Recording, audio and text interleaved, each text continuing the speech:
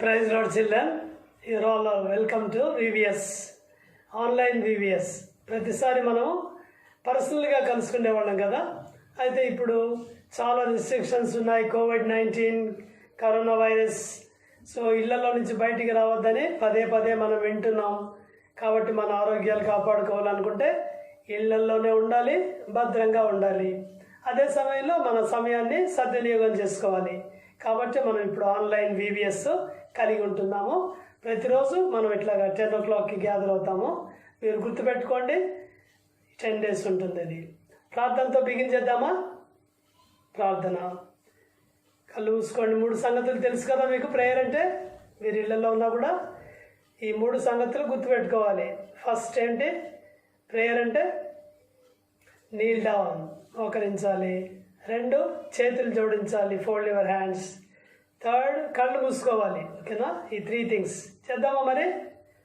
1 2 3.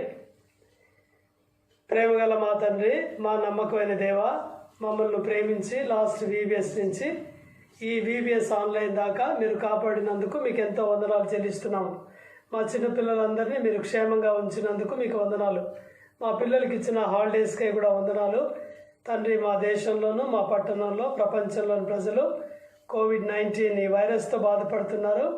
మేము చిన్నపిల్లలందరం కలిసి విశ్వాసంతో ప్రార్థిస్తున్నాం తండ్రి. దయచేసి ఈ డిసీజ్ని దూరం చేయమని ప్రార్థిస్తున్నాం. అందరికీ మంచి ఆరోగ్యాలు కూడా దయచేయండి. మేము VBS కలిగి ఉంటున్నాం, ఆన్లైన్ VBS 10 రోజులు. ఈ 10 రోజులు మీ సన్నిధి మాతో ఉంచమని ప్రార్థన చేస్తున్నాం. మా పిల్లలందరూ మిస్ అవ్వకుండా ఈ ఆన్లైన్లో ఈ ప్రోగ్రాం చూడడానికి, అనేక విషయాలు, దేవుని సంగతులు నేర్చుకోవడానికి మీరు సహాయపడమని ప్రార్థన చేస్తున్నాం. మాకు కూడా మీరు తోడుగా ఉండండి. ఈ సమయం అంతటిని ఎంతో ఆశీర్వాదకరమైన సమయంగా ఉంచండి. పాటల్ని దీవించండి, బైబిల్ లెసన్ దీవించండి, క్లోజింగ్ లెసన్ దీవించండి, హ్యాండ్ వర్క్ని కూడా దీవించండి. టైం మేనేజ్మెంట్లో తోడుగా ఉండండి. మా పిల్లలు అటు ఇటు స్కాటర్ అవ్వకుండా, డిస్టర్బ్ అవ్వకుండా కాన్సన్ట్రేషన్ కూడా దయచేయండి. యేసు ప్రభును రక్షకుడిగా తెలుసుకునే భాగ్యము మా పిల్లలందరికీ దయచేయమని మా ప్రభు, మా రక్షకుడైన యేసుక్రీస్తు నమ్మకమైన, బలమైన, శక్తిగల నామంలో ప్రార్థించి వేడుచున్నాం తండ్రి. ఆమెన్. పాటలు పాడుకుందామా మరి? ఈ పాటల షీట్లో నుంచి లాస్ట్ టైం మీరు తీసుకొని ఉంటారు కదా, చూడండి. మీకు వచ్చి ఈ పాట ఫస్ట్ సాంగ్, దేవుని సన్నిధిలో మౌనముగుండుటయే. యాక్షన్స్తో పాడుకుందామా? సో యాక్షన్స్తో పాడుకోవాలంటే చేతులు అందరూ తెచ్చుకోవాలి కదా. తెచ్చుకున్నారా మరి? చూపించండి చేతులు. Very good. ఓకే, నాతో కలిసి యాక్షన్ చేయండి. చేతులతో యాక్షన్ చేయాలి. పాట దేంతో పాడాలి? నోటితో. పాడదామా మరి? ఓకే. దేవుని సన్నిధిలో మౌనముగుండుటయే, దేవుని సన్నిధిలో మౌనముగుండుటయే, ఆయనకు స్తుతి చెల్లించుట, ఆయనకు స్తుతి చెల్లించుట, ఆయనకు స్తుతి చెల్లించుట, ఆయనకు స్తుతి చెల్లించుట. దేవుని సన్నిధిలో మౌనముగుండుటయే, దేవుని సన్నిధిలో మౌనముగుండుటయే. ప్రేమతో ప్రియ యేసు ప్రాణము నీకిచ్చే, ప్రేమతో ప్రియ యేసు ప్రాణము నీకిచ్చే. ప్రియ యేసుకు నీవు ప్రేమతో ఏమిత్తు? Question mark. ప్రియ యేసుకు నేను నా హృదయమిత్తును. దేవుని సన్నిధిలో మౌనముగుండుటయే, దేవుని సన్నిధిలో మౌనముగుండుటయే. ఓకే చిల్డ్రన్, చాలా బాగా పాడారు. 2వ పాట పాడదామా? ఎలాగో పాడగా నేను ఎన్నో పాటలు కలవు. Second song. ఓకేనా? ఇది కూడా ఈజీ సాంగే. నాతో కలిసి పాడండి. చేతులతో యాక్షన్స్ కూడా చేయండి. ఓకేనా? రెడీగా ఉన్నారా మరి? ఓకే. ఎలాగు పాడద నేను, ఎన్నో పాటలు కలవు. ఎలాగు పాడద నేను, ఎన్నో పాటలు కలవు. ఎలాగు పాడిన ఆడిన ప్రభు ప్రేమ చెప్పన సఖ్యమయ. పడండి.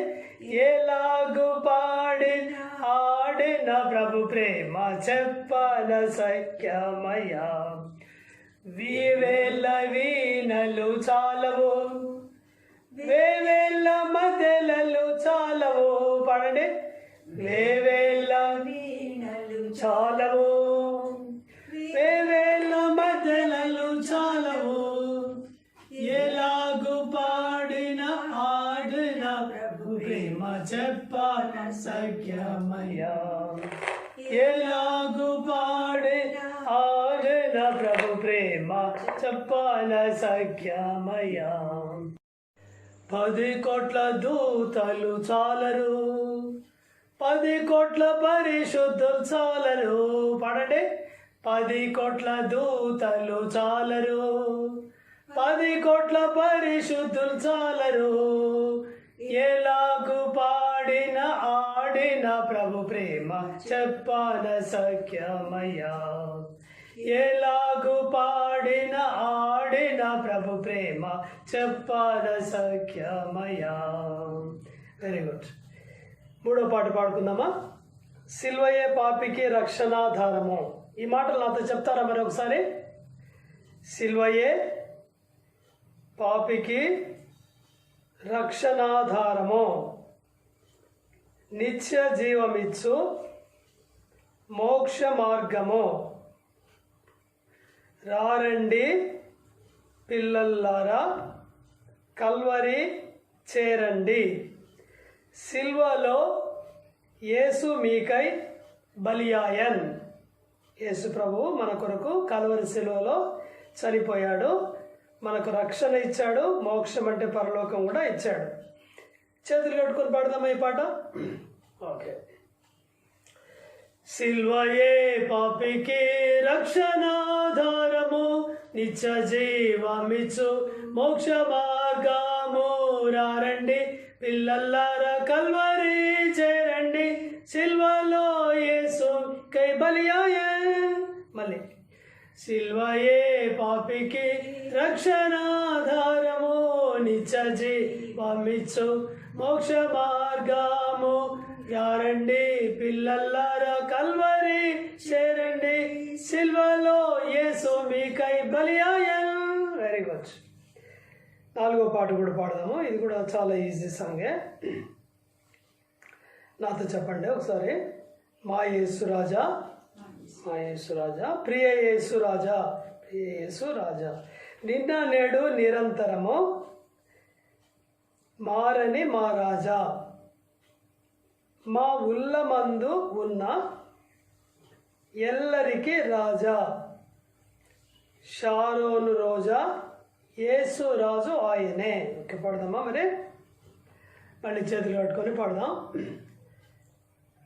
మా యేసు రాజా, ప్రియ యేసు రాజా. పాడండి. మా యేసు రాజా, ప్రియ యేసు రాజా, నిన్న నేడు నిరంతరము మారని మా రాజా, నిన్న నేడు నిరంతరము మారని మా రాజా, మా ఉల్ల మందు ఉన్న ఎల్లరికి రాజా, మా ఉల్ల మందు ఉన్న ఎల్లరికి రాజా, షారోను రోజా, యేసు రాజు ఆయనే, షారోను రోజా, యేసు రాజు ఆయనే. ఈ పాట షీట్లో నుంచి 6వ పాట పాడదాం. చిట్టి పొట్టి బాబులం, చిన్నారి పాపులం, బుజ్జి బుజ్జి పిల్లలం, యేసు బాలలం. ఈ పాట వచ్చు కదా మీకు? చాలా మందికి వచ్చు. కలిసి పాడదాం మనం. చిట్టి పొట్టి బాబులం, చిన్నారి పాపలం, బుజ్జి బుజ్జి పిల్లలం, యేసు బాలలం. పడండి. చిట్టి పొట్టి బాబులం, చిన్నారి పాపలం, బుజ్జి బుజ్జి పిల్లలం, యేసు బాలలం. అమ్మకు నాన్నకు లోబడదుమో, అందరితో హాయిగా కలిసి ఉందుము, అమ్మకు నాన్నకు లోబడెదము, అందరితో హాయిగా కలిసి ఉందుము. చిట్టి పొట్టి బాబులం చిన్నారి పాపలం, బుజ్జి బుజ్జి పిల్లలం యేసు బాలలం. చిట్టి పొట్టి బాబులం చిన్నారి పాపలం, బుజ్జి బుజ్జి పిల్లలం యేసు బాలలం. మాటలు పాటలు చక్కగా విందుము, ప్రార్థన కథలను నేర్చుకొందుము. మాటలు పాటలు చక్కగా విందుము, ప్రార్థన కథలను నేర్చుకొందుము. చిట్టి పొట్టి బాబులం చిన్నారి పాపలం, బుజ్జి బుజ్జి పిల్లలం యేసు బాలలం. చిట్టి పొట్టి బాబులం చిన్నారి పాపలం, బుజ్జి బుజ్జి పిల్లలం యేసు బాలలం. వెరీ గుడ్, చాలా బాగా పాడారు. ఓకే చిల్డ్రన్, మళ్ళీ సాంగ్ నెంబర్ 10. చప్పట్లు కొట్టు చేతులను. మీకు చాలా ఇష్టం ఈ పాట కదా, నాకు తెలుసు. సో మనం చప్పట్లు దేంతో కొడతాం? చేతులతో కదా. మరి చేతులు ఎవరు చేశారు? మమ్మీ చేసిందా? పోనీ డాడీ చేశారా? ఎవరు చేశారు? దేవుడు చేశాడు కదా. మమ్మీకి చపాతీలు చేయడం వచ్చు కానీ చేతులు చేయలేదు అమ్మాయి. మన వేళ్ళನ್ನು ఎవరు చేశారు? దేవుడు యేసయ్య చేశాడు. మంచిగా మాట్లాడుతున్నాం కదా పెదాలతో, మరి అవి ఎవరు చేశారు? అవి కూడా దేవుడే చేశాడు. మోకరించి ప్రార్థన చేశారు కదా ఇందాక మీరు, మోకాళ్ళు ఎవరు చేశారు? దేవుడే. మంచిగా నిలబడుతున్నాము, యాక్షన్ చేస్తున్నాము కదా, నడుస్తున్నాము. పాదాలు కాళ్ళు ఎవరు చేశారు? యేసయ్య చేశాడు, దేవుడు. సరేనా? సో అలాగా దేవుని మనం వీటితో స్తుతిద్దాం. చప్పట్లు కొట్టు చేతులను. నోటితో పాడదాము, చేతులతో యాక్షన్ చేద్దాం. చేద్దామా మరి? రెడీ, 1 2 3. చప్పట్లు కొట్టు చేతులను, చేతులన్న చేతులను, చప్పట్లు కొట్టు చేతులను, దేవుండే చేసెను. చిటికె వేయు రేళ్లను, రేళ్లను నవ్రేళ్లను, చిటికె వేయు రేళ్లను దేవుండే చేసెను. మాట్లాడు మంచి పెదవులన్, పెదవులన్న పెదవులన్, మాట్లాడు మంచి పెదవులన్ దేవుండే చేసెను. మోకాళ్ళు వంచగల మోకాళ్ళను, మోకాళ్ళను మోకాళ్ళను, వంచగల మోకాళ్ళను దేవుండే చేసెను. పాదములు పడకుండా నిలుచు పాదముల్, పాదముల్ పాదముల్, పడకుండా నిలుచు పాదముల్ దేవుండే చేసెను. Very good. Song number 55. I washed my hands this morning, so very clean and bright. ఈ మాటలు ఒక్కసారి చెప్పండి. ఒక పిల్లవాడు పొద్దున్న లేవగానే ఈ పాట పాడుతున్నాడు అనమాట. పొద్దున్నే ఏం చేశాడంటే చేతులన్నీ శుభ్రంగా కడుక్కున్నాడు, చాలా తలతల మెరుస్తున్నాయి బ్రైట్గా. తర్వాత ఈ రెండింటిని ఈ గేదెం ఒట్టు జీసస్ యేసయ్యకి ఇచ్చాడు. ఎందుకు ఇచ్చాడంటే రాత్రి దాకా పని చేయడానికి యేసయ్య కొరకు. అలాగే చిన్న పాదాలు ఉన్నాయి కదా, లిటిల్ ఫీట్, వాడితో అంటున్నాడు బీ కేర్ఫుల్, ఎక్కడికి తీసుకెళ్తారో నన్ను, యేసయ్యకి ఇష్టమైన ప్లేస్కే తీసుకెళ్ళండి అని మంచిగా పాట పాడుతున్నాడు. ఈ మాటలు ఒక్కసారి చెప్పండి, మీకు గుర్తొస్తాయి మళ్ళీ. చెప్పండి ఈ మాటలు నాతో. I wash my hands, I wash my hands this morning, this morning, so very clean and bright, so very clean and bright. I gave them both to Jesus, I gave them both to Jesus, to work for him till night, to work for him till night. Little feet, be careful, little feet, be careful. Where you take me to, where you take me to. Anything, anything for Jesus, only let me do, only let me do. Shall we sing now? Okay. I washed my hands this morning, so very clean and bright. I gave them both to Jesus, to work for him till night. Little feet, be careful where you take me to. Anything for Jesus, only let me do. Malokasari padadam. I washed my hands this morning, so very clean and bright. I gave them both to Jesus, to work for him till night. Little feet, be careful where you take me to. Anything for Jesus, only let me do. Okay. Children, ఇప్పుడు మనకు Bible story ఉంది. దానికి ముందు మీరు ఒక చిన్నదంటే చాలా చిన్నది memory was నేర్చుకుంటే బాగుంటుంది. సరేనా? నేను చెప్తాను, ఈ మాటలు నాతో చెప్పండి. పాపులను చెప్పండి రక్షించుటకు క్రీస్తు యేసు లోకమునకు వచ్చెను. 1 తిమోతి 1:15. 1 తిమోతి 1:15. పాపులను రక్షించుటకు క్రీస్తు యేసు లోకమునకు వచ్చెను. అందరం చెప్తాం ఈ మాట. పాపులను రక్షించుటకు క్రీస్తు యేసు లోకమునకు వచ్చెను. 1 తిమోతి 1:15. 1 తిమోతి 1:15. చాలు, వెరీ గుడ్. మళ్ళీ తర్వాత నేర్చుకోండి. మళ్ళీ ఇది రాసుకోండి, బైబిల్లో రెఫరెన్స్ అంటారు దీన్ని. ఈ వచనానికి అర్థం ఏంటో కొంచెం చెప్తాను మీకు. క్రీస్తు యేసుక్రీస్తు వారు ఈ లోకానికి వచ్చాడు అని మనం నేర్చుకున్నాం. ఇప్పుడు ఆయన ఎందుకోసం వచ్చాడో ఇందులోనే ఉంది. ఎందుకోసం వచ్చాడు? రక్షించుటకు వచ్చాడు. రక్షించుటకు ఎవరిని రక్షించుటకు? పాపులను రక్షించుటకు. కాబట్టి యేసుక్రీస్తు వారు పరలోకములో ఉండే దేవుడు భూలోకానికి వచ్చాడు. ఎందుకోసం వచ్చాడు? పాపులను రక్షించుటకు. పాపులంటే ఎవరు?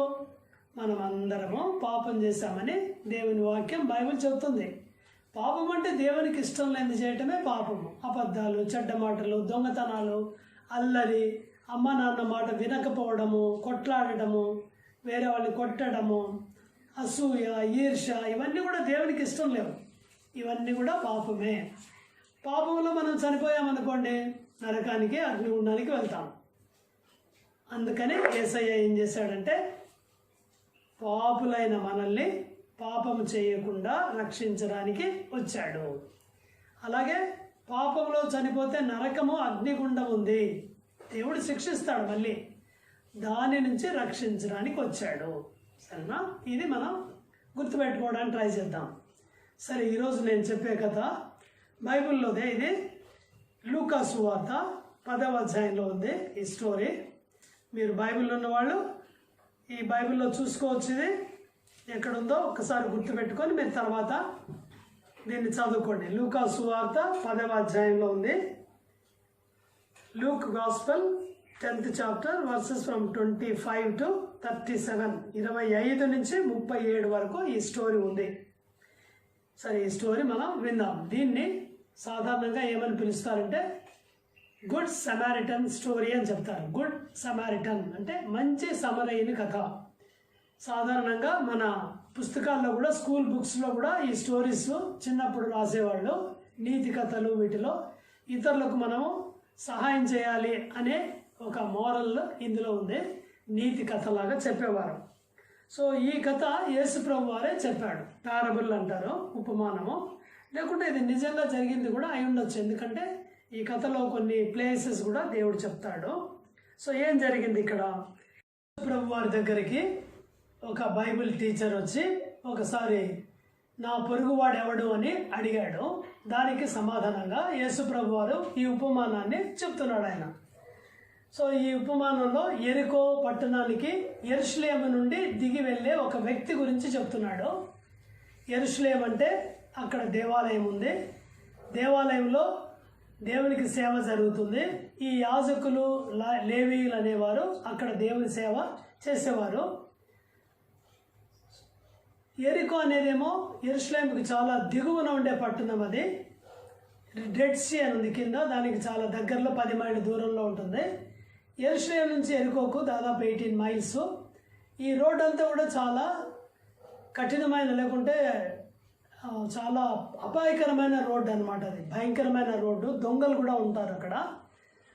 ఆ రోడ్లో వెళ్ళాలంటే చాలామందికి భయం కూడా అనమాట. సో ఒక మనుషుడు యేసుప్రభు చెప్తున్నాడు ఈ స్టోరీ. యెరూషలేంలో నుంచి ఆయన యెరికోకు ప్రయాణమై వెళ్తున్నాడు. ఆ రోజుల్లో వారు ప్రయాణం చేయాలంటే ఆ రాకీ ఏరియాలో గాడిదల మీద కానీ ఒంటెల మీద కానీ ప్రయాణం చేసేవారు. సో అది బాగా బ్లడీ ఏరియా అని కూడా పిలిచేవారు, బ్లడీ వే అని పిలిచేవారు. అంటే దొంగలు వచ్చి దోచుకునేవారు, రక్తం కూడా కారేది, అందుకని ఆ దారికి అలాంటి పేరు పెట్టేవారు వాళ్ళు. కాబట్టి ఈ మనుషుడు భయపడుకుంటూనే వెళ్తున్నాడు గాడిద మీద. సడన్గా దొంగలు ఆయన మీదకి వచ్చేసారు. చూసారు, 4 దొంగలు ఉన్నారు కదా. ఒకటి దగ్గర కత్తి ఉంది, కనిపిస్తుందా మీకు? ఒకటి దగ్గర ఇంకా ఏదో ఇలాంటివి ముళ్ళు ఉన్నాయి కదా, ఇవన్నీ కూడా అలాంటిది ఉంది. సో దాంతో కొడితే చచ్చిపోతారు కూడా. కత్తి ఉంది, ఇంకోటి దగ్గర పెద్ద కట్ట ఉంది. అవన్నీ తీసుకొని వాడి మీద దాడి చేశారు. వాడు చాలా భయపడిపోయాడు. వాడిని బాగా కొట్టారు దెబ్బలు, బాగా రక్తం కూడా బాగా కారింది. రక్షించండి రక్షించండి అని వాడు బాగా కేకలు పెట్టి ఉంటాడు, కానీ ఎవరు లేరు అక్కడ రోడ్లో. సో ఈ దొంగలు ఏం చేశారంటే వాడిని బాగా కొట్టి దోచుకొని, వాడి దగ్గర ఉన్నవన్నీ దోచుకొని వారు వెళ్ళిపోయారు. వాడు చచ్చిపోయాడేమో అని అనుకున్నారు వారు. ఇంకా వాడు చావలేదు, కానీ వాడు మూలుగుతున్నాడు. అయ్యా అబ్బా అని బహుశా అని మూలుగుతూ ఉన్నాడు వాడు. చూసారా, 4 కలిసి ఎలా చేశారు. సరే, అప్పుడేం జరిగింది, అదే దారిలో ఇంకొక వ్యక్తి ప్రయాణం చేస్తూ వస్తున్నాడు. ఇతను ఎవరంటే యాజకుడు. చెప్పండి, మాట చెప్పండి. యాజకుడు దేవాలయంలో దేవునికి సేవ చేసేవాడు. వీళ్ళందరూ ఎరికో పట్టణంలో నివసించేవారు చాలామంది యాజకులు. ఈ దేవుని పని మందిరంలో చేయడానికి వీళ్ళు ఎరికో నుంచి యెరూషలేముకి వెళ్ళేవారు ప్రతిరోజు. సో అలాగ వెళ్తున్నాడు. సో ఈయన చూశాడు, ఈ అబ్బాయిని చూసి అక్కడి నుంచి అట్టే వెళ్ళిపోయాడు. ఇక దగ్గరికి రాకుండా, మళ్ళీ ఆయన దగ్గరికి వెళ్తే ఒకవేళ భయపడ్డాడేమో, దొంగలు ఇంకా ఇక్కడేం దాక్కున్నారేమో అని భయపడ్డాడేమో ఒకవేళ. అందుకని ఏం చేశాడంటే చూసి అక్కడి నుంచి వెళ్ళిపోయాడు అక్కడి నుంచి. సో వెళ్ళిపోగానే ఈ అబ్బాయి ఇంకెవరు రక్షిస్తారు, అలాగే మూలుగుతా ఉన్నాడు. కాసేపు అయ్యాక ఇంకొక వ్యక్తి వచ్చాడు. ఆ వ్యక్తి ఎవరంటే లేవీయుడు. చెప్పండి, ఏం పేరు కాదు, ఆ చేసే పని అనమాట, లేవీయుడు, లెవైట్స్. ఈయన ఏం చేసేవాడంటే యాజకునికి హెల్ప్ చేసేవాడు. మందిరంలో ఆయన దేవుని పనిలో హెల్ప్ చేసేవాడు. వాళ్ళు గొర్రెలు పొట్టేళ్ళు అన్నీ తెచ్చేవాళ్ళు, చంపేవాళ్ళు, చర్మం తీసేవాళ్ళు, దేవునికి బలి ఇచ్చేవారు. వీటిలో అంతా కూడా హెల్ప్ చేసేవాడు లేవీయుడు వచ్చాడు, చూశాడు, దగ్గరకు వచ్చాడు, చూశాడు, మళ్ళీ అక్కడి నుంచి వెంటనే స్పీడ్గా వెళ్ళిపోయాడు. బహుశా వాళ్ళిద్దరు అనుకొని ఉంటారు, ఎవరైనా దొంగలు వస్తే మనల్ని కూడా చంపేస్తారేమో అని. అందుకని అబ్బాయి నిలబడడానికి ఇష్టపడలేదు. పైగా వీళ్ళు అక్కడ దేవాలయంలో పనిచేయాలి, మళ్ళీ మనకు మురికి అవుతుందేమో, మనం మల్లబడతామేమో, అపవిత్రపరచబడతామేమో అని కూడా అనుకున్నారేమో ఒకవేళ. అందుకని వాళ్ళిద్దరూ గబగబా వెళ్ళిపోయారు. ఇప్పుడు ఇంకొక వ్యక్తి వచ్చాడు. చూడండి, లేవీయుడు వెళ్ళిపోతున్నాడు. ఇక్కడి నుంచి కనిపిస్తున్నాడా? లేవీయుడు వెళ్ళిపోతున్నాడు. ఇప్పుడు ఇంకొక వ్యక్తి వచ్చాడు. సో ఈయన పేరే సమరయుడు. చెప్పండి, ఏం పేరు? సమరయుడు, సమారిటన్. ఈ సమరిటన్ ఎవరంటే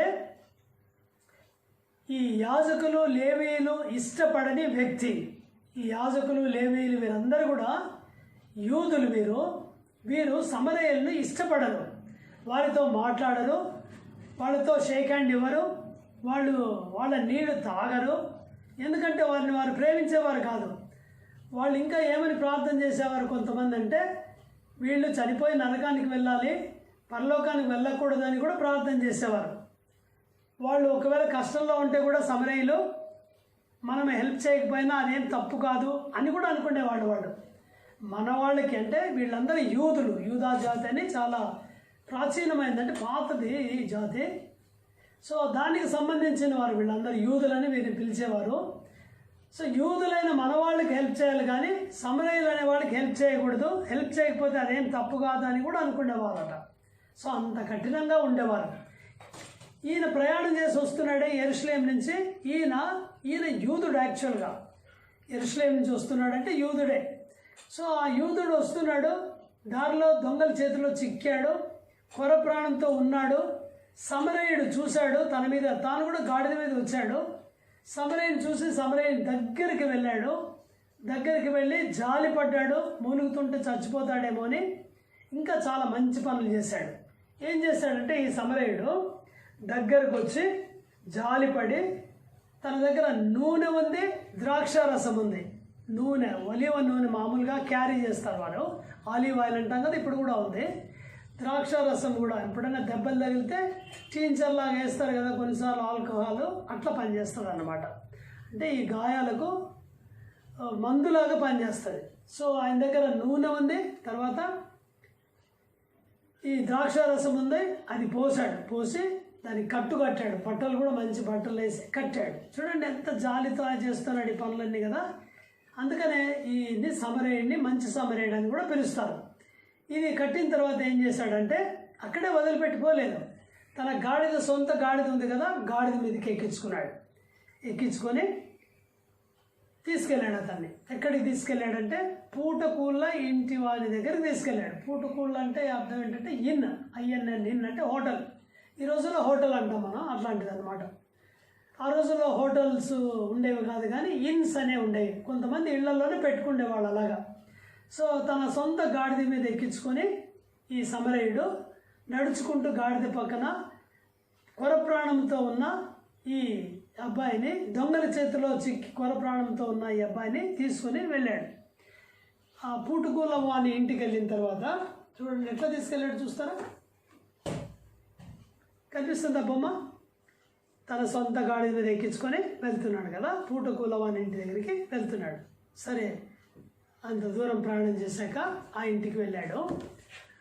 ఆ ఇన్ కీపర్ పూటకూల ఇంటి వాని దగ్గరికి వెళ్ళి వాడితో చెప్తున్నాడు, అయ్యా వీడిని ఉంచుకోండి, ఈ అబ్బాయిని మీ దగ్గర ఉంచుకోండి, ఆ రాత్రి అక్కడే పడుకొని పొద్దున్న లేచి ఆయనకి ఒక 2 దేనారాలు, 2 దీనార్స్ అంటే 2 రోజుల కూలి అనమాట. దాదాపు ఈ రోజులో 1000 రూపీస్ 2000 రూపీస్ ఉండొచ్చు. ఆ 2 దీనారాలు ఆయనకి ఇచ్చి, పూటకూల వానికి ఇచ్చి, ఈ అబ్బాయిని చూసుకోండి, నువ్వు ఇంకేమైనా ఖర్చు చేస్తే నేను మళ్ళీ వస్తాను సెకండ్ టైం ఇంకోసారి, అప్పుడు నేను తీరుస్తాను అని చెప్పి వెళ్ళాడు. సరే, ఇన్ కీపర్ ఉంచుకున్నాడు. అంటే ఇన్ కీపర్ తెలిసేమో ఆయనకి, అందుకని ఆయన ఒప్పుకున్నాడు.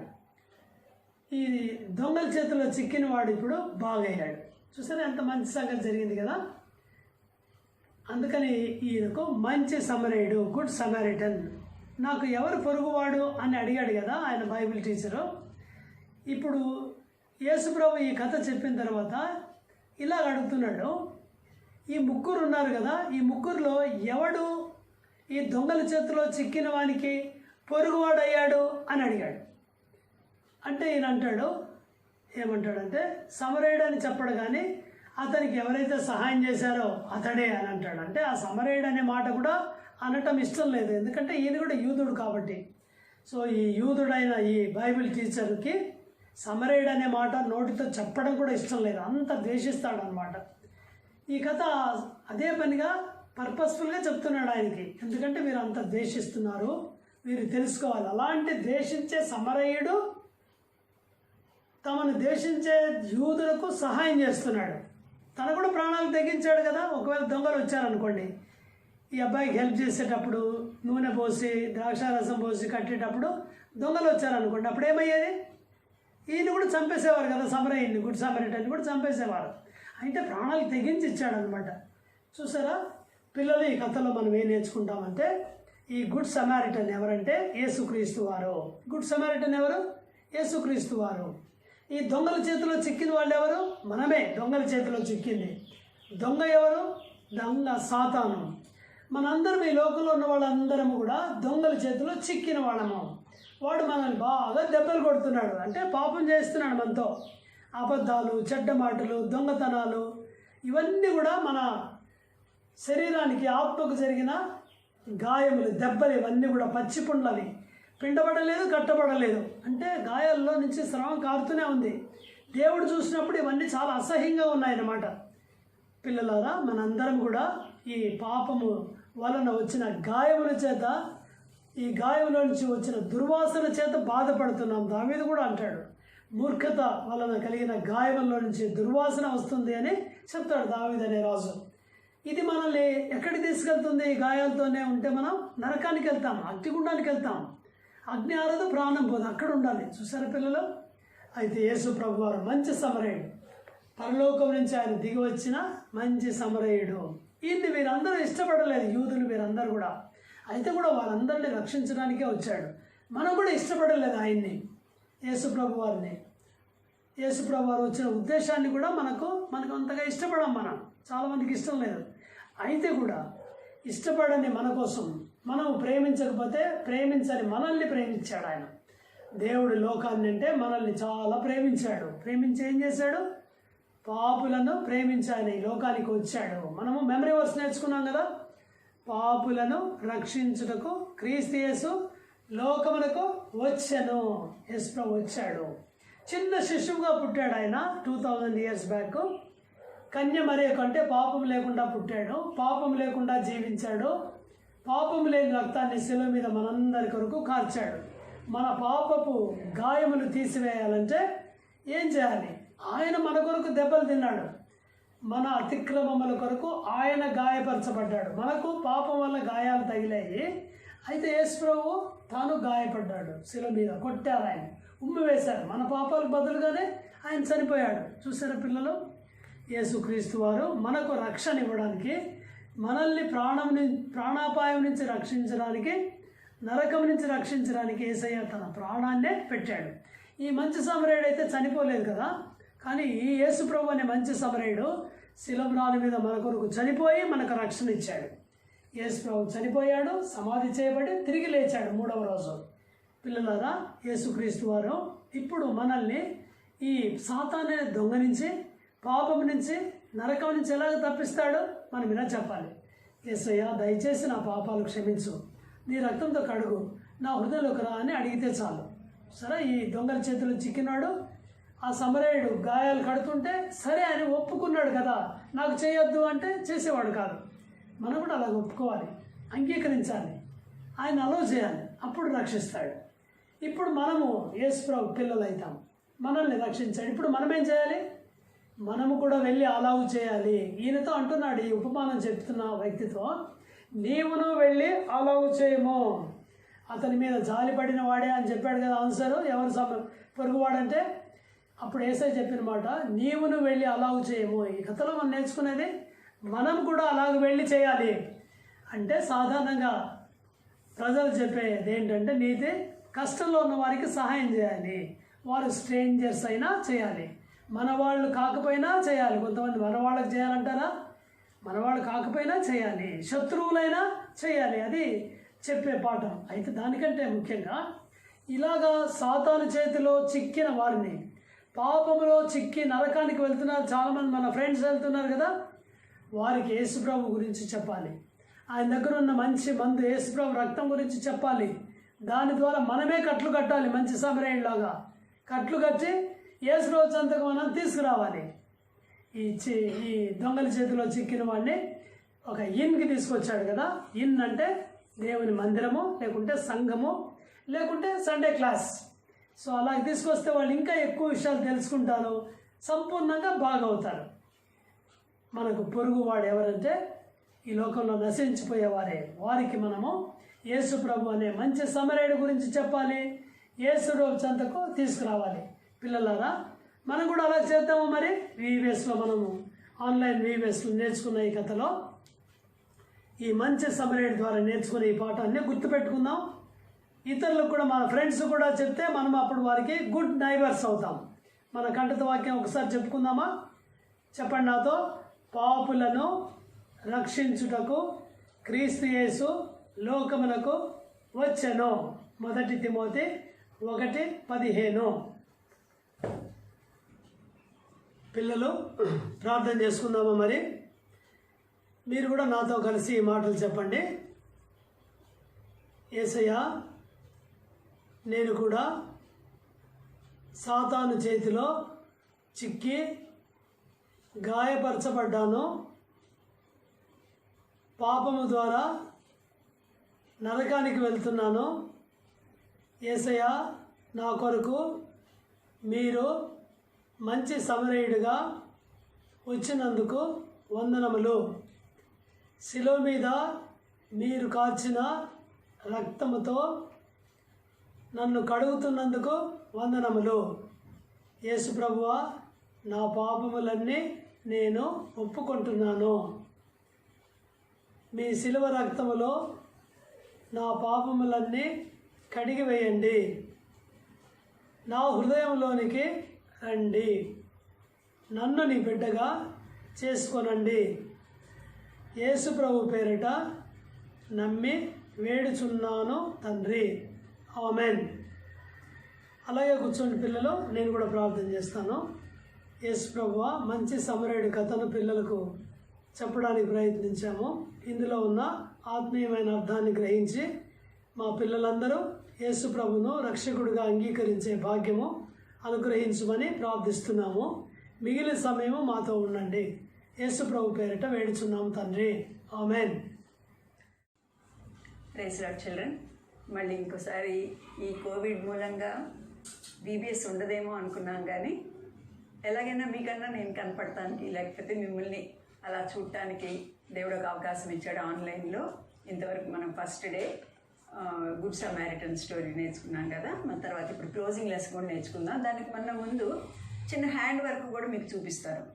మామూలుగా అయితే మేమే పేపర్స్, పెన్స్, కలర్స్ అన్నీ సప్లై చేసేవాళ్ళం కదా. ఇప్పుడు చేయలేము, ఎందుకంటే మేము ఇంట్లోంచి బయటికి రాకూడదు కదా.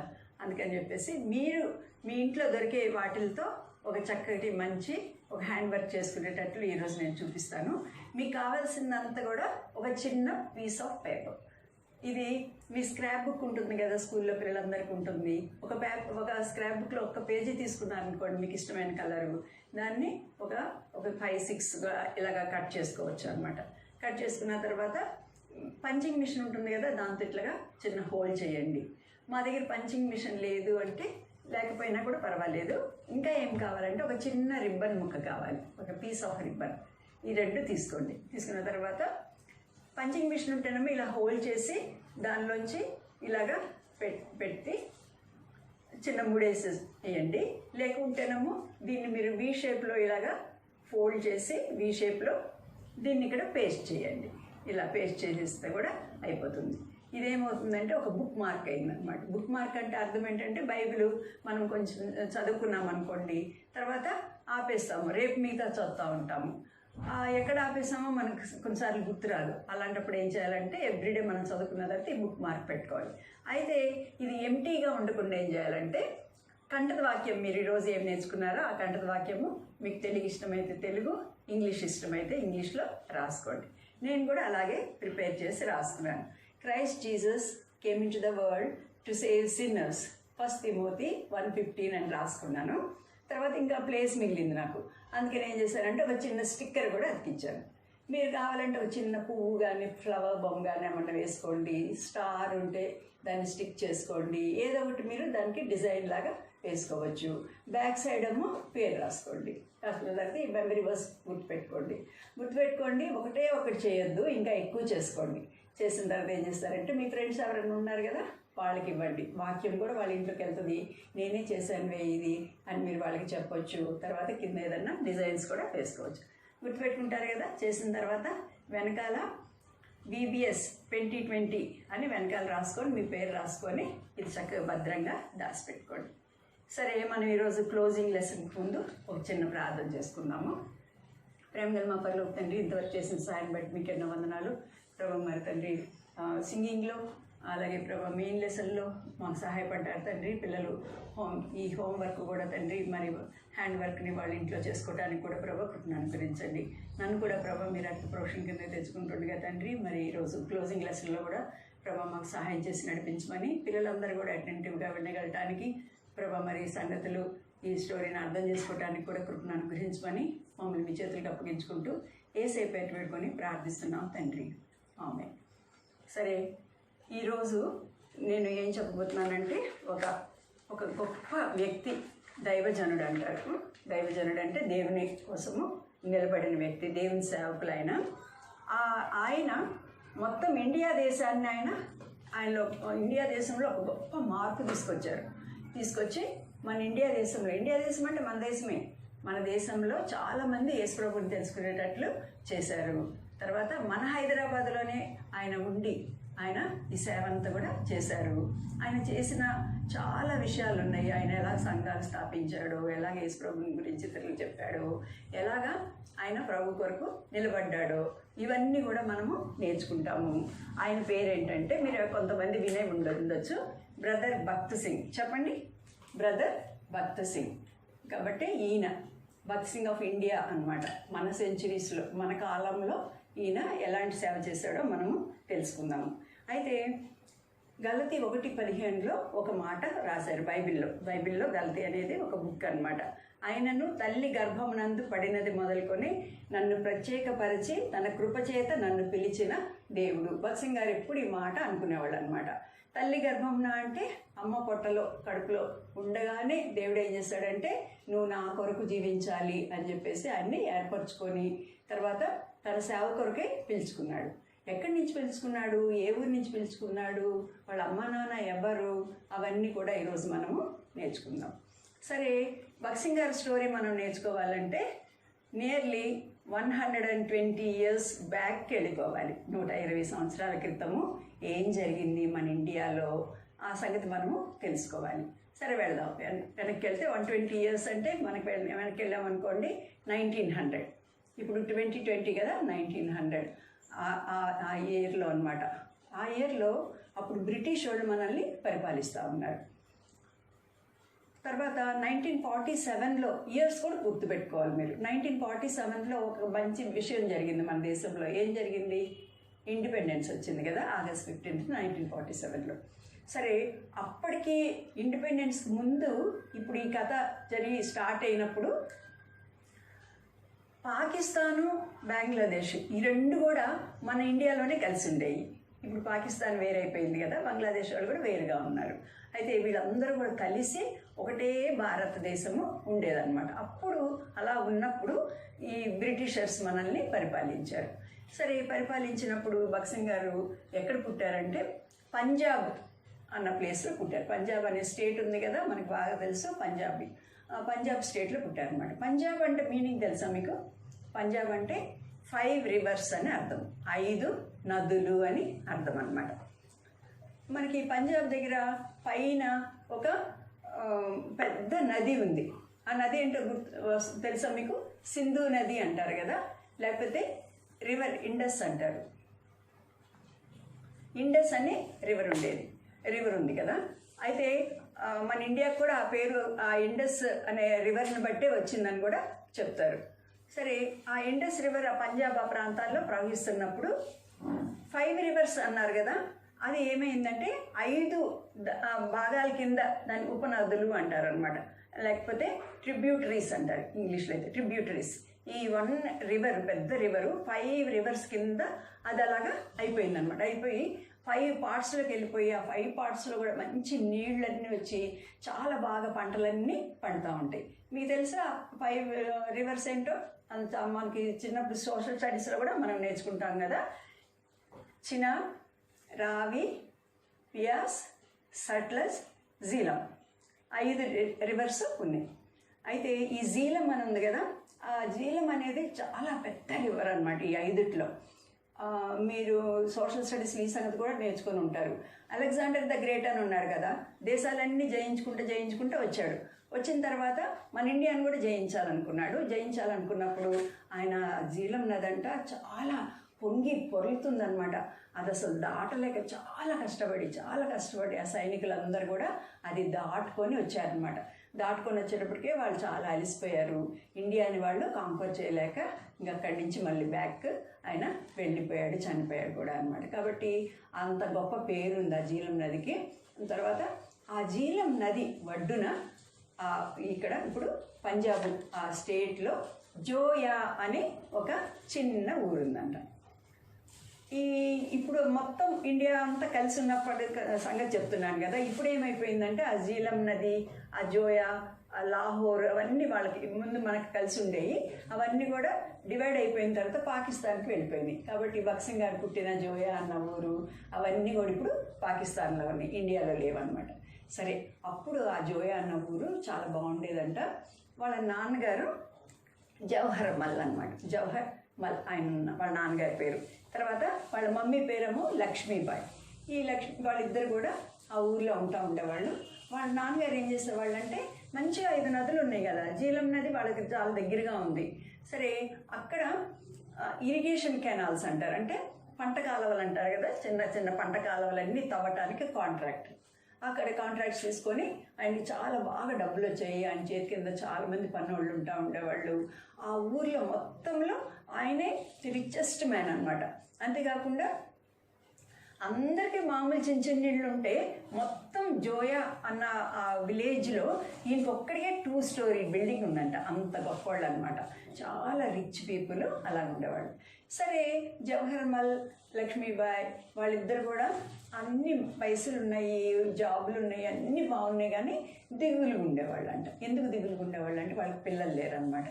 మ్యారేజ్ అయిపోయిందంట 1 year 2 years 3 years 4 years 11 years అయిపోయినాయి అంట. 11 సంవత్సరాలు అయిపోయినా కూడా వాళ్ళకి పిల్లలు పుట్టలేదన్నమాట. పిల్లలు పుట్టకపోతే వాళ్ళు చాలా బాధపడుతూ ఉండేవాళ్ళంట.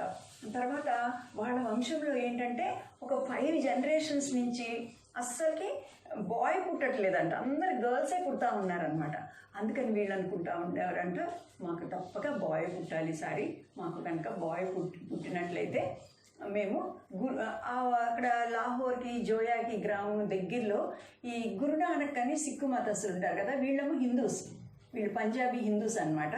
అయితే అక్కడ గురునానక్ అని ఈ సిక్కు మతం స్థాపించిన ఆయన ఈ ఊరు ఉందన్నమాట. ఆయన కట్టించిన దేవాలయాలు అవన్నీ అక్కడ ఉన్నాయి.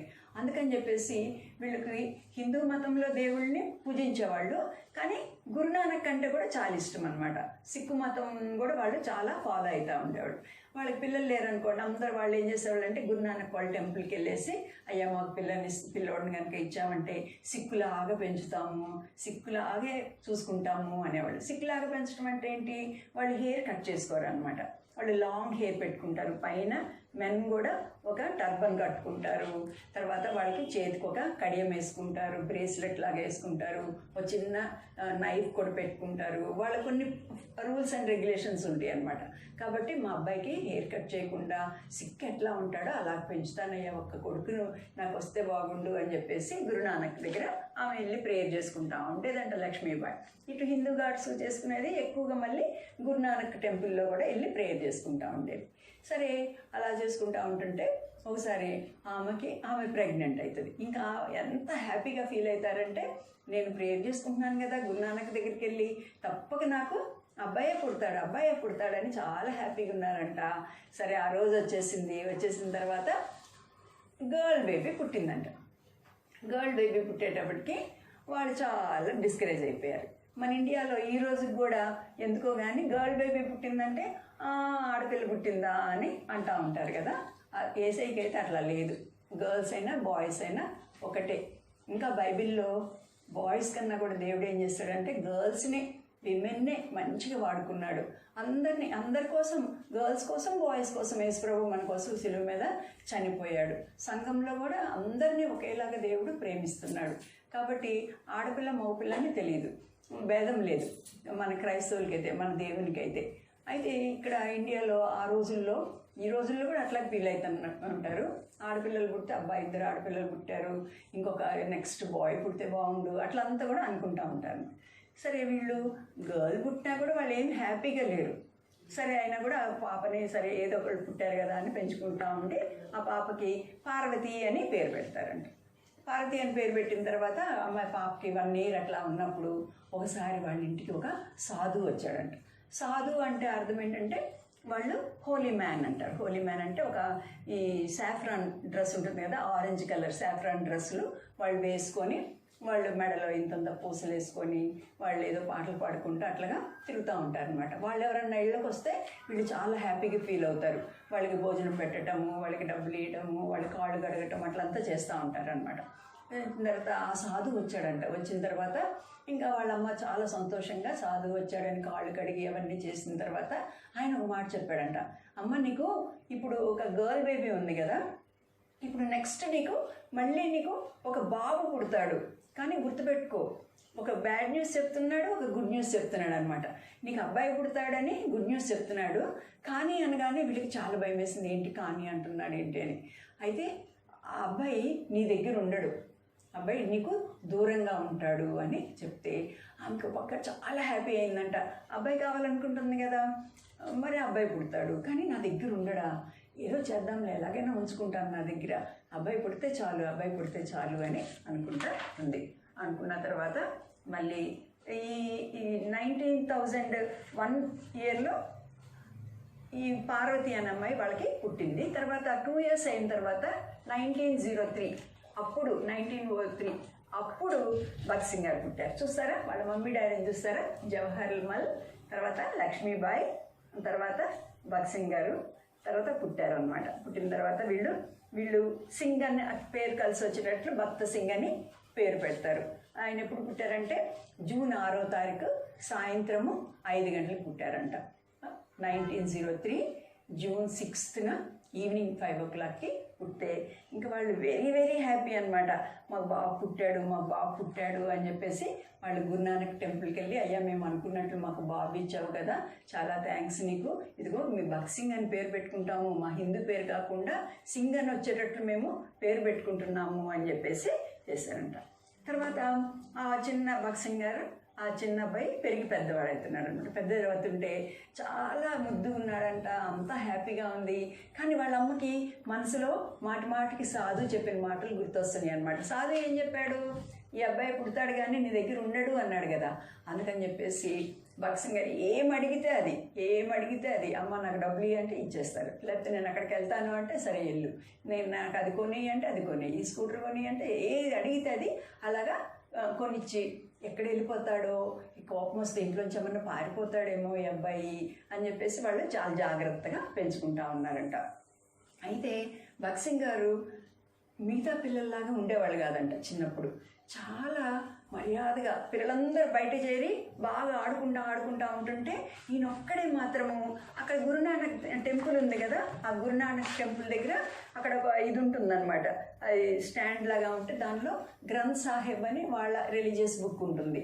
ఆ రిలీజియస్ బుక్ తీసుకొని చదువుకుంటా ఉండేవాళ్ళంట.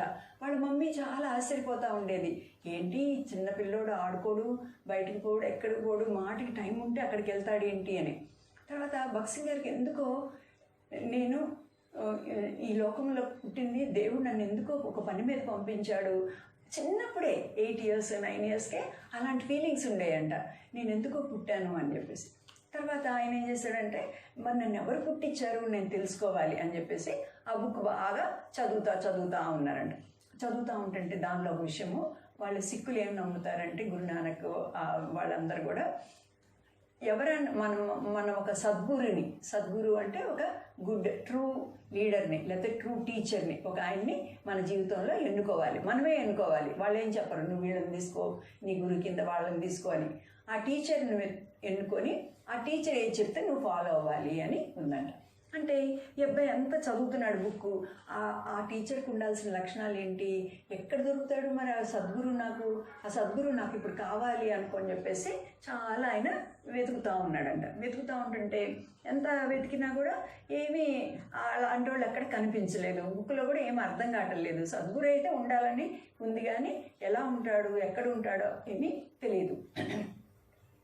అయితే ఈయన ఏం చేశాడంటే వాళ్ళ మమ్మీని అడిగాడంట, అమ్మ మరి ఈ గ్రంథ్ సాహెబ్లో ఒక సద్గురుని పెట్టుకోవాలి అని ఉంది కదా, మరి ఎవరు సద్గురు నాకు అని అంటే ఏమనిందంటే మన ఇంటికి ఎంతోమంది సాధువులు వస్తారు కదా, అక్కడ కూడా గురునానక్ వాళ్ళ మందిరంలో ఒక చిన్న పాకలాగా ఉండేదన్నమాట. ఆ పాకలో అక్కడ కూడా వస్తూ ఉంటారు కదా, చూడు వాళ్ళందరినీ చూసి వాళ్ళల్లో ఎవరినన్నా ఒకటి నువ్వు సెలెక్ట్ చేసుకో అనిందంట. అయితే ఆయన వాళ్ళని చూస్తుంటే వాళ్ళకి ఈయనకి ఏమీ డిఫరెన్స్ లేదు, మామూలు మనుషులే కదా ఈ సాధువులు వీళ్ళందరూ కూడా, అట్లాగే ఉన్నారు, మామూలు మనుషులు ఎలా ప్రవర్తిస్తున్నారు అలా ప్రవర్తిస్తున్నారు, వాళ్ళు నాకు సద్గురు ఎట్లా అవుతారు అని చెప్పేసి ఈయనకి ఎప్పుడు డౌట్ వస్తూ ఉండేదంట. వీళ్ళు మనుషులైతే నాకు సద్గురు కాదు, ఎవరో ఉన్నారు సద్గురు, ఆ సద్గురు ఎవరో నాకు కనపడాల్సిందే అనుకునేవాడంట. ఎవ్వరు లేనప్పుడు ఆ మట్టితో చేసిన ఒక చిన్న టెంపుల్ లాంటివి ఉంటుంది కదా, దాని పక్కన ఒక చిన్న బావి కూడా ఉండేదంట. ఆ బావి దగ్గర కూర్చొని గట్టిగా ఆకాశంలో చూస్తూ అరుస్తూ ఉండేవాడంట భగత్ గారు చిన్నప్పుడే అనమాట. సద్గురు ఎక్కడున్నారు మీరు, true teacher, I want to know you, ఎక్కడున్నారు, నాకు ఒక్కసారి కనపడండి, ఎవరు ఎక్కడున్నారని గట్టిగా అరిచేవాడంట. అరిచి ఇట్లా ఆకాశం వైపు చూసిన తర్వాత ఆయనకి ఎలాగ అనిపించేదంటే సద్గురు చాలా దూరంలో ఉన్నారు, నా వాయిస్ ఆయనకి రీచ్ అవటం లేదు, ఎంత గట్టిగా అరిచినా ఎన్నిసార్లు ఆ పుస్తకం నేను చదివినా లేకపోతే ఏం చేసినా కూడా నాకు అది తెలియటం లేదు, ఆయన ఎలా రీచ్ అవ్వాలో. ఒకవేళ ఆయన నేను అందరంత దూరంలో ఈ ఆకాశాలన్నీ ఉన్నాయి కదా, ఈ ఆకాశాలను మించిన మహాకాశాలు పైన ఎక్కడో ఉన్నాడేమో, నేనైతే ఒకరోజు ఎట్లాగైనా ఆయన్ని కలుసుకోవాలి, ఆ సద్గురు ఎవరో, నిజంగా ఆ దేవుడు ఎవరో నేను తెలుసుకోవాలి, వీళ్ళైతే సాధువులైతే కాదు, గురునానక్ కూడా నన్ను సద్గురుగా పెట్టుకోండి అని కూడా ఆయన కూడా చెప్పలేదు కదా అని చెప్పేసి ఆయన అట్లా ఆలోచించుకుంటూ ఉన్నాడంట. సరే ఈ అబ్బాయి పుట్టిన తర్వాత వీళ్ళు చాలా హ్యాపీగా ఉన్నారు కదా. వీళ్ళ నాన్న ఏం చేశాడంటే ఇంట్లో ఏ చిన్న ఫంక్షన్ ఉన్నా కూడా ఈయన పుట్టిన 1 year అప్పుడు పెద్ద ఫంక్షన్స్ చేసేవాడంట. ఎలాంటి ఫంక్షన్స్ అంటే కూల్ డ్రింక్స్లో కలపడానికి ఐస్ కావాలంటే లాహోర్ సిటీ నుంచి ఐస్ తెప్పించేవాడంట. ఇంకా లైట్లన్నీ పెట్టి ఇంతంత గోల్డ్ వేసుకొని వీళ్ళు చాలా మంచి లావిష్గా మంచి భోజనాలు చేసి అట్లంతా కూడా చేస్తూ ఉండేవాళ్ళు అనమాట. చేస్తూ ఉన్నప్పుడు పైగా ఈ గురునానక్ కమ్యూనిటీలో, ఈ సిక్ కమ్యూనిటీలో సేవలు ఎక్కువ చేస్తారనమాట. సేవా తత్పరత ఎక్కువ ఉంటుంది. ఎలాగా వాళ్ళ టెంపుల్ ఉందనుకోండి, టెంపుల్ బయట చెప్పులన్నీ వదులుతారు కదా, ఆ చెప్పులన్నీ గుడ్డ తీసుకొని పెద్ద ఆఫీసర్లు కూడా చెప్పులన్నీ తుడుస్తారంట. తర్వాత అందరు కూర్చొని నేల మీద పంక్తి భోజనాలు చేస్తూ ఉంటారంట. అక్కడ వాళ్ళ టెంపుల్లో భోజనాలు వండుతూ ఉంటారంట, బీదోళ్ళకి హెల్ప్ చేస్తూ ఉంటారు. ఈయన కూడా అలాగా చేస్తూ ఉన్నాడు అనమాట. అట్లా అంతా కూడా ఈయన దాన ధర్మాలన్నీ చేస్తా పెద్ద ఫంక్షన్స్ అన్నీ అరేంజ్ చేస్తూ ఉన్నాడు వీళ్ళ నాన్నగారు. చేస్తూ ఉంటుంటే ఒకసారి ఏమైందంటే కొందరు డెకాయిడ్స్ అంటే తెలుసు కదా, బందిపోటు దొంగలు అనమాట. ఆ డెకాయిడ్స్ ఆ సంగతి అర్థం చేసుకున్నారు. ఈ చిన్న ఊర్లో లాహోర్ నుంచి ఐస్ తీసుకొచ్చి పెద్ద ఫంక్షన్స్ చేస్తున్నాడు, వాళ్ళు మామూలు గెస్టులాగా వచ్చి కూర్చున్నారనమాట. వీళ్ళందరూ వీళ్ళ భార్య ఇంతంత నగలేసుకుంది, ఇన్ని నగలు, వీళ్ళ దగ్గర చాలా డబ్బు ఉన్నట్టుంది, ఎట్లాగైనా ఒక రోజు వచ్చి ఈ ఇంటిని మనము దోచుకుందామని ప్లాన్ చేసుకొని ఒకరోజు రాత్రిపూట వచ్చి గొడ్డళ్ళు ఉంటాయి కదా, యాక్సెస్, వాటితో డోర్స్ అన్ని బ్రేక్ చేసేసి ఒక్కసారి, డెకాయిడ్స్ అంటే వాళ్ళు చాలా క్రూరంగా ఉంటారనమాట, ఒక్కసారి లోపలికి వచ్చేసి వాళ్ళ నాన్న ఉన్నాడు కదా జవహర్ మల్లా, ఆయన్ని గొడ్డలతో వేసేసారు ఒక ఏటు. వేయగానే ఆయన గట్టిగా ఇచ్చాడంటే ఆ రక్తం అంతా కారిపోతూ ఉంది. ఇంకొకటి వేయబోతున్నారు అనమాట. అప్పుడు వాళ్ళ మమ్మీ పరిగెత్తుకుంటూ వచ్చి ఈయన చంపేస్తారు, ఈ గోల్డ్ కోసమని, మనీ కోసం అని చెప్పేసి మా హస్బెండ్ చంపేస్తారని చెప్పేసి ఆమె ఏం చేసిందంటే ఆమె దగ్గర ఇంటి తాళాలు, బీరువా తాళాలు ఉన్నాయి అనమాట. ఇంత బంచ్ ఉంటే ఆ బంచ్ తీసుకొని వాళ్ళ మీదకి ఇట్లా ఇసిరేసిందంట. బాబు ప్లీజ్ ఆగండి, తీసుకోండి, ఈ తాళాలు తీసుకొని మా బీరువాలన్నీ ఓపెన్ చేయండి, ఎంత డబ్బులు కావాలంటే అంత తీసుకోండి, ఎంత గోల్డ్ కావాలంటే అంత తీసేసుకోండి, కానీ ఆయన మాత్రం ఏం చేయొద్దు, మీరు ఏం చేయొద్దు ప్లీజ్ అంటే వాళ్ళు ఏం చేస్తారంటే గబగబా తాళాలు తీసేసుకొని మొత్తం ఇంట్లో ఉన్న మంచి సిల్వరు, గోల్డ్, మనీ, మంచి బట్టలు అన్నీ తీసుకొని హాయిగా వాళ్ళు వెళ్ళిపోయారంట. అప్పుడు రాత్రిపూటైనా బ్లడ్లో ఉన్నాడనమాట పాపం ఆయన. అయితే వాళ్ళ ఫాదర్ ఉన్నప్పుడు మళ్ళీ తర్వాత వాళ్ళు హాస్పిటల్ తీసుకెళ్ళినంత బాగా చేసిన తర్వాత మంచిగా అయిన తర్వాత వాళ్ళు అనుకున్నారంట, this is not a safe place, ఒక్కసారి డెకాయిడ్స్ వచ్చారంటే ఇంక మేము ఏం చేయలేము అని చెప్పేసి మాటికి వచ్చి మమ్మల్ని ఏదో ఒకటి చేస్తూ ఉంటారు, ఇలాగ కాదు, ఈ ఊర్లో ఉండొద్దు అని చెప్పేసి వాళ్ళు ఏం చేశారంటే ఆ ఊరు వదిలిపెట్టేసి లాహోర్కి దగ్గరలో సద్గోదా అని చెప్పేసి అక్కడ ఇంకో ఊరికి వెళ్ళిపోతారు. అక్కడికి వెళ్ళిపోయి వాళ్ళు ఏం చేస్తారంటే మళ్ళీ ఒక న్యూ లైఫ్, ఒక ఫ్యాక్టరీ అది పెట్టుకొని వాళ్ళు మళ్ళీ డబ్బులన్నీ పోయినాయి కదా, తీసుకెళ్ళిపోయారు కదా, మళ్ళీ ఆయన మంచిగా మళ్ళీ పని చేసుకుంటా మళ్ళీ వాళ్ళు డెవలప్ అవుతూ ఉంటారు. వెళ్ళిపోయిన తర్వాత ఇప్పుడు భగత్ సింగ్ గారు కూడా అక్కడికి వెళ్ళారు. ఇప్పుడు కొంచెం పెద్దోడు అవుతూ ఉన్నప్పుడు ఆయనకి ఇప్పుడు ఒక కళ వస్తూ ఉండేదంట. ఆయనకి 8 years అప్పుడు, 9 years అప్పుడు, 10 years అప్పుడు కూడా అనమాట సేమ్ కళ. మనకు ఒకసారి వస్తే అసలు ఆ కళ ఏంటో కూడా గుర్తుండదు కదా. అయితే ఈయనకి అదే కళ మళ్ళీ రిపీట్ అవుతూ ఉండేది. ఆ కళ ఏంటంటే ఇక్కడ ఒక కొండ లాగా కనిపిస్తుంది కదా, ఒక శిఖరం లాగా కనిపిస్తుంది. ఒక శిఖరం మీద కంటే ఆయన కష్టపడి చాలా ప్రయాసపడి భగత్ సింగ్ గారి పై దాకా ఎక్కుతున్నట్లు. తీరా ఎక్కి అమ్మయ్య ఎక్కాను, నేను సాధించాను అనుకోగానే ఎవరు తోసేస్తున్నారంట. తోసేయగానే ఆయన అక్కడి నుంచి దొర్లుకుంటా కింద పడిపోతున్నారు. కింద పడినప్పుడు ఏమవుతుందంటే ఆ రాళ్ళన్నీ ఇట్లాగా షార్ప్గా ఉన్నాయి అన్నమాట, కొస్సు ఉన్నాయి బాగా షార్ప్గా. అవి వీపులో, పక్కటెముకల్లో, పొట్టలో అవన్నీ కూడా పడతా ఉంటుంటే ఇక్కడ గుచ్చుకుంటా ఉన్నాయంట. గుచ్చుకుంటా ఉంటుంటే ఆయనకి చాలా బాధ కలిగేదంట. అట్లా దొర్లుకుంటా గుచ్చుకుంటా మళ్ళీ కిందకి పడిపోయేవాళ్ళంట. కిందకి పడిపోతే అప్పుడు ఏమైందంటే ఆ కింద పడిపోయిన చోటంట మెత్తటి పరుపులు అనమాట, మంచి కుషన్స్ లాంటివి, సిల్క్వి. అసలు దానిలో కూర్చుంటే లోపలికి వెళ్ళిపోతారనమాట. ఎంత హాయిగా చల్లగా మంచి మెత్తటి పరుపుల మీద పడేవాళ్ళంట. ఎక్కడం కష్టంగా ఉంది, అక్కడి నుంచి ఎవరు తోసేస్తున్నారు. తోసేసినప్పుడేమో అన్ని రాళ్ళు గుచ్చుకుంటున్నాయి. సరే అదంతా అయిపోయిన తర్వాత కిందకు వచ్చేటప్పటికి చాలా హాయిగా మెత్తగా కుషన్స్ మీద ఆయన పడుతున్నారు, సిల్క్ కుషన్స్ మీద. అదంతా చూసినప్పుడు నేను అనుకున్నానంట, ఈ కుషన్స్ మీద పడితే ఎంత హాయిగా ఉంది, లోపలికి వెళ్ళిపోతున్నాను నేను ఇట్లాగా. ఈ కుషన్స్ మీద హాయి అనిపించాలంటే నాకు నన్ను తోసేసినా పర్వాలేదు, ఆ పైకి ఎక్కినా పర్వాలేదు, తర్వాత ఈ షార్ప్గా ఉండే రాళ్ళు నన్ను గుచ్చుకున్నా పర్వాలేదు అనుకునేవాడంట. మళ్ళీ మెలకు వచ్చేసేది. మెలకు వచ్చిన తర్వాత మళ్ళీ కొంతకాలానికి మళ్ళీ సేమ్ డ్రీమ్ వచ్చేదంట. అర్థమయ్యేది కాదనమాట. ఏంటి సేమ్ డ్రీమ్ ఎందుకు వస్తుంది నాకు, ఏంటిది అనుకునేవాడంట. తర్వాత చిన్నప్పుడు వచ్చిన కళ చాలా సంవత్సరాలు అయిపోయిన తర్వాత ఆయన టీనేజర్గా ఉన్నప్పుడు మళ్ళీ ఒకసారి వచ్చిందంట. అదే కళ అనమాట. అదే రాళ్ళు అంత కష్టపడి ఆయన పైకి ఎక్కుతున్నారు. పైకి ఎక్కిన తర్వాత ఎవరో తోసేస్తున్నప్పుడు రాళ్ళన్నీ గుచ్చుకుంటున్నాయి. తర్వాత అక్కడి నుంచి పడిన తర్వాత చివరికి డౌన్కి వచ్చేటప్పటికి ఇక్కడేమో మెత్తటి కుషన్స్ సోఫాల్లాగా ఉన్నాయి, దాని మీద ఆయన ఉన్నాడు. అది చూసినప్పుడు అది ఆ కళ వస్తూ ఉన్నప్పుడంట ఈసారి ఏమైందంటే కళతో పాటు ఒక వాయిస్ కూడా వినపడిందంట. ఒక స్వరం వినపడింది అనమాట. ఏమని వినపడిందంటే Bakht Singh this is your testimony అని వినపడిందంట. Bakht Singh this is your testimony అంటే భక్త సింగ్ ఇదే నీ సాక్ష్యము అని. సాక్ష్యం అంటే అర్థం ఏంటి, నువ్వు నీకు ఫ్యూచర్లో ఇలాగ జరుగుతుంది అని అనమాట. నువ్వు కష్టపడతావు, ఒక స్టేట్కి రీచ్ అవుతావు, కానీ అక్కడి నుంచి మళ్ళీ పడిపోతావు. పడిపోయేటప్పుడు చాలా చాలా చాలా కష్టాలు పడుతూ ఉంటావు ఆ దారిలో అంతా కూడా. కానీ కిందకి వచ్చిన తర్వాత నీకు చివరిగా అల్టిమేట్గా అంటే your end will be very happy. అదంతా కూడా చాలా విశ్రాంతిగా, రెస్ట్ఫుల్గా చాలా బాగుంటుంది. దీనికోసం నేను ఎంత కష్టపడినా పర్వాలేదు అని నీకు అనిపిస్తుంది. దిస్ ఈజ్ యువర్ టెస్టిమనీ అని అంటే అర్థమే కాలేదంటే ఏంటిది, ఏం చెప్తున్నారు, ఎవరు చెప్తున్నారు, ఎవరిది వాయిస్ అని చెప్పేసి చాలా ఆశ్చర్యపోతూ ఉండేవాడు. తర్వాత ఆయనకి చిన్నప్పటి నుంచి మంచి ఇంటెలిజెంట్ స్టూడెంట్ అనమాట. ఆయనకి డాక్టర్ అవ్వాలని చాలా ఇష్టం, మెడిసిన్ చదవాలని.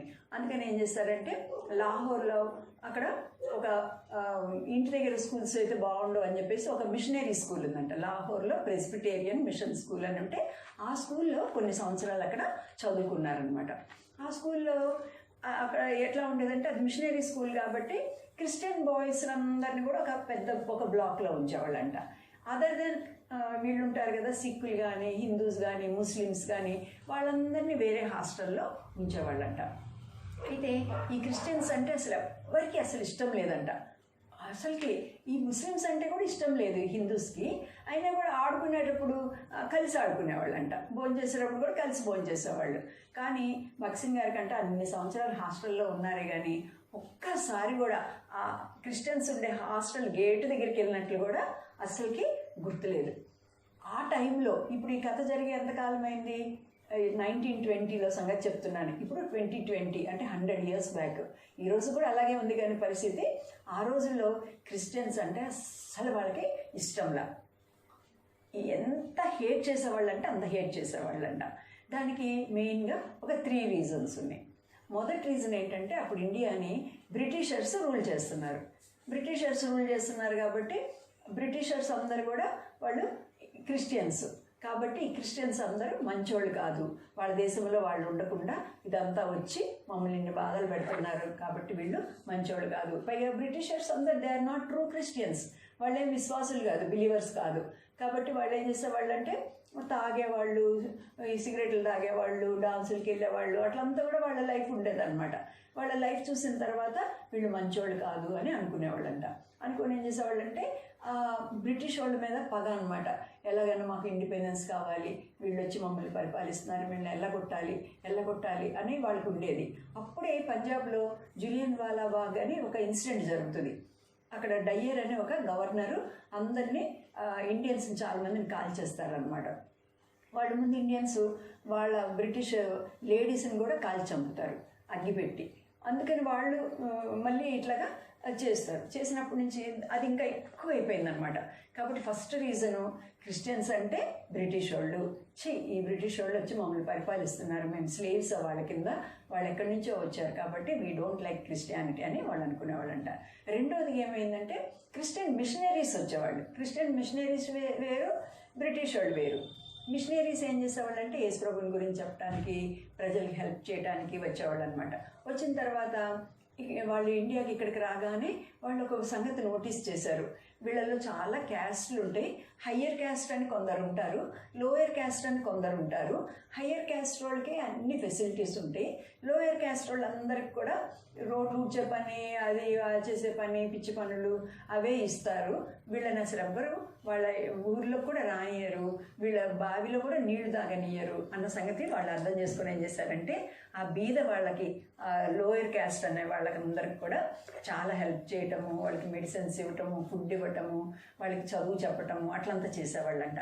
అలా చేస్తూ ఉంటుంటే చాలామంది చాలా ఇష్టపడి ఈ క్రిస్టియన్ మతం ఎంత బాగుంది, అందరినీ సమానం అనుకుంటున్నారు కదా అని చెప్పేసి వాళ్ళు ఏం చేశారంటే చాలామంది క్రిస్టియన్స్ అయిపోయారనమాట. అందుకనే వీళ్ళు ఇప్పుడు ఏమనుకున్నారంటే క్రిస్టియన్స్ అందరు కూడా లోయర్ క్యాస్ట్ వాళ్ళు, మా హయ్యర్ క్యాస్ట్ వాళ్ళు మేము క్రిస్టియన్స్ని కాదు, మేము ఆ మతంలోకి వెళ్ళకూడదు అనుకున్నారంట. అది రెండో రీజన్ అనమాట.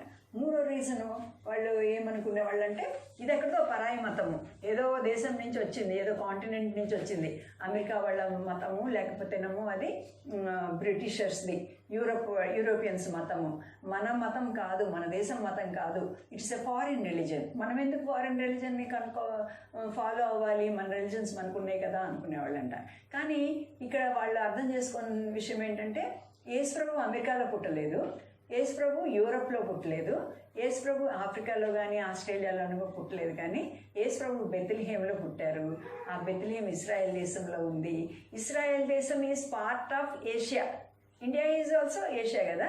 మన ఇండియా తర్వాత నెక్స్ట్ పాకిస్తాన్ ఉంటుంది, తర్వాత ఆఫ్ఘనిస్తాన్ ఉంటుంది, తర్వాత ఇరాన్, ఇరాక్, ఈ సౌదీ, ఇవన్నీ తర్వాత నెక్స్ట్ ఉండేది ఇదే ఇజ్రాయెల్ కంట్రీ. కాబట్టి అది కూడా ఏషియానే. వాళ్ళ సంగతి అంతా అర్థం చేసుకోకుండా ఇదేదో తెల్లవాళ్ళ మతము, మా మతం కాదు, ఎక్కడి నుంచో వచ్చింది అని ఆ మూడు రీజన్స్కి చాలా ద్వేషించేవాడు. అందుకనే భగత్ సింగ్ గారికి కూడా చాలా ద్వేషం ఉండేదంట. అస్సలు he never use to like అనమాట. చాలా అసలుకి ఇష్టం ఉండేది కాదు, అసలు అటువైపు వెళ్ళేవాళ్ళు కాదు. తర్వాత వాళ్ళకంటే క్యాలేబ్ అని ఒక సార్ ఉండేవాడంట, టీచింగ్ చేయడానికి వస్తే మిగతా సార్లందరినీ బాగా చూసేవాళ్ళంట. క్యాలేబ్ సార్ని మాత్రము చాలా పిచ్చిగా ట్రీట్ చేసేవాళ్ళంట. ఏడిపించటము, ఆయన అన్ని క్వశ్చన్స్ అడగటము, ఆయన ఇంకేదో ఒకటి చేయటానికి ట్రై చేయటము, ఎదిరించటము అట్లంతా చేసేవాళ్ళు అనమాట. ఎందుకని ఆయన క్రిస్టియన్ అయ్యాడు కదా, క్రిస్టియన్ ఎందుకు అవ్వాలి, బ్రిటిష్ వాళ్ళ మతం ఎందుకు తీసుకోవాలి, అలాంటి రాంగ్ ఫీలింగ్స్తో వాళ్ళు ఆ క్యాలేబ్ సార్ని కూడా చాలా ఏడిపిస్తూ ఉండేవాళ్ళు. అయితే భగత్ సింగ్ గారు మంచిగా చదువుకునేవాళ్ళు అనమాట. చదువుకుంటుంటే ఆయనకి ఏం చేశారంటే వాళ్ళు గిఫ్ట్లు ఇచ్చేవాళ్ళు. గిఫ్ట్లు ఇచ్చినప్పుడు మిషనరీ స్కూల్ కాబట్టి ఏం చేశారంటే ఫస్ట్ ప్రైజ్ వచ్చిందని చెప్పేసి భగత్ సింగ్ గారికి ఒక బైబిల్ ఇచ్చారంట. బైబిల్ ఇస్తే భగత్ సింగ్ గారు అది చూసుకొని ఏదో పెద్ద గిఫ్ట్ ఇస్తారు, మనీ ఇస్తారు, పెన్ ఇస్తారేమో అది అనుకుంటే నాకేంటి ఇలాంటిది బైబిల్ ఇచ్చారు అని చెప్పేసి ఆయన చాలా కోపం వచ్చేసి పారేద్దాం అనుకున్నారంట. పారేద్దాం అనుకుంటే అదేమో బైబిల్ ఈ కవర్ ఉంటుంది కదా, లెదర్ బైండింగ్ చాలా బాగుందన్నమాట, మంచిగా మెరుస్తా, మంచి బ్రిటిష్ లెదర్, అది చాలా బాగుండేటప్పుడు ఏం చేశారంటే భగత్ సింగ్ గారు ఆ బుక్ను అక్కడే ఓపెన్ చేసి హాస్టల్లో ఆ పేజీలన్నీ చింపేసి, బైబిల్ అనమాట, దేవుని వాక్యం అని తెలియదు కదా, ఇదేదో వేరే వాళ్ళ మతము, వేరే వాళ్ళ మతం పుస్తకం అనుకొని ఆ కాగితాలన్నీ చింపి పాడేసేసి ఓన్లీ కవర్ ఉంది కదా ఈ లెదరు, ఆ కవర్ మాత్రం ఆయన దాచిపెట్టుకున్నారంట. అంతే, అంతా ఆయన ఇష్టపడేవాడు కాదు.